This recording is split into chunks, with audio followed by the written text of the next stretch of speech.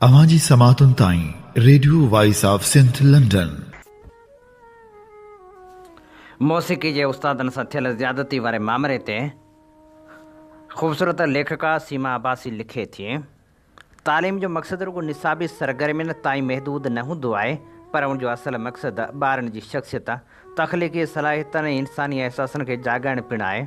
दुनिया जे जदीद तालीमी निज़ाम मौसीक़ी ऐं फ़नून लतीफ़ा खे निसाब जो लाज़मी हिसो बणाईंदा आहिनि, छो त मौसीक़ी ॿारनि जी सोच खे निखारींदी आहे, संदनि ज़हनी तवाज़न खे बहितर बणाईंदी आहे ऐं समाजी हम आहंगी खे हथी ॾींदी आहे।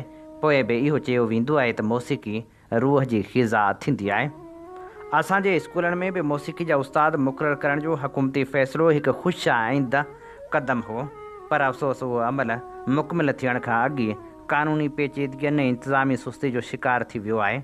जेके फ़नकार मौसीक़ी जा उस्ताद तौरु चूंडिया विया, खेनि नौकरी जा ऑफर लेटर मिलण बावजूदि बि उन्हनि खे अमली तौर ते मायूसी मिली आहे। बल्कि कुझु ॾींहं पहिरियां कुझु अहिड़नि एहतिजाज कंदड़ उस्तादनि खे गिरफ़्तार पिणु कयो वियो।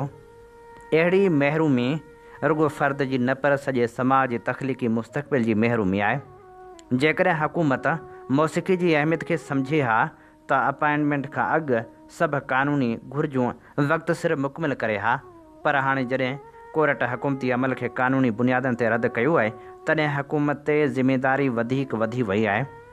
हाणे सरदार शाह तालीम वारे वज़ीर ते लाज़िम आहे त हूअ हुकूमती सतह ते आला अदालतनि ॾांहुं रुजू करे पंहिंजो मौक़िफ़ मज़बूती सां पेश करे ऐं स्टे ऑर्डर वठी अपॉइंटमेंट ऑर्डर इशू कराए, या वरी नए सिर समूरा मरहला मुकमिल करे म्यूज़िक उस्तादनि खे ॿीहर मुक़ररु कराइण जी राह हमवार करे, उन्हनि जो मुस्तक़बिल महफ़ूज़ करे, छो त फ़नकारनि सां अहिड़ी तज़लील जोगी रवश न सिर्फ़ु इंतिहाई नामुनासिब आहे, पर संदन हैसियत जी बि तज़लील आहे।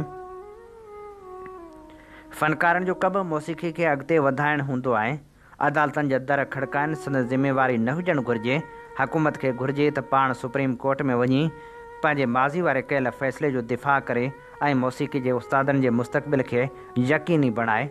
ॿी सूरत में इहो ख़दशो यकीन में बदिलजी वेंदो त हुकूमत फ़नकारनि सां कयल वाइदा पूरा करण में संजीदा नाहे।